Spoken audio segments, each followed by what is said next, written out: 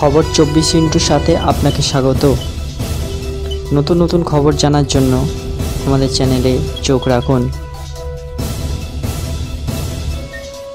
নমস্কার দর্শক বন্ধুরা, খবর 24x সাথে আপনাকে স্বাগত। ছেলেটা পড়ে ক্লাস একাদশ শ্রেণীতে, কিন্তু তার মাথাতেই কিনা এমন বুদ্ধি যা দেখে কার্যত হতবাক গ্রামের বাসিন্দারা। অভিযোগ, ওই কিশোর কখনো গৃহস্থদের বাড়ির বাথরুমে, কখনো বা স্কুলের বাথরুমে গোপন ক্যামেরা লাগিয়ে রাখত, আর সেই ক্যামেরায় মহিলাদের নগ্ন ভিডিও তুলত সে। এরপর বিষয়টি জানাজানি হতেই তাকে পুলিশের হাতে তুলে দেন গ্রামবাসীরা। জানা গিয়েছে ওই অভিযুক্ত ঘটনার কথা স্বীকারও করে নিয়েছে। ঘটনাটি ঘটেছে পশ্চিম মেদিনীপুর জেলার দাসপুর থানা এলাকায়।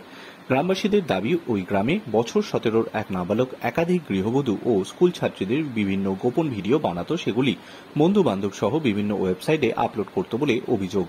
গত 17 জুন সোমবার গ্রামবাসীরা ওই কিশোরের বন্ধু মারফত জানতে পারে ওই দিন স্কুলের মহিলাদের বাথরুমে স্পাই ক্যাম লাগিয়েছে সে।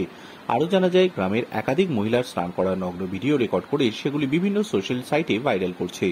ঘটনা জানাজানি হতেই মঙ্গলবার নাবালককে বাড়ি থেকে সোজা তুলে এনে গ্রামের মানুষ জিজ্ঞাসাবাদ করে।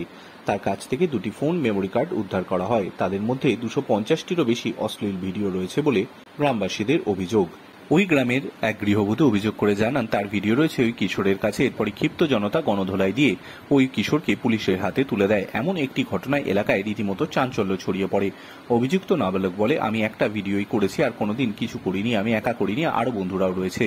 এক গ্রামবাসী বলেন, স্কুল থেকে শুরু করে বিভিন্ন জায়গা থেকে এই ছেলেটা মহিলাদের গোপন অঙ্গের ভিডিও তুলত, তারপর নেটে দিয়ে দিত। বন্ধু বান্ধবের মধ্যেও শেয়ার করত, ওর বাবা মাকেও বলেছে গ্রামবাসীরা। ব্যুরো রিপোর্ট, খবর 24x7।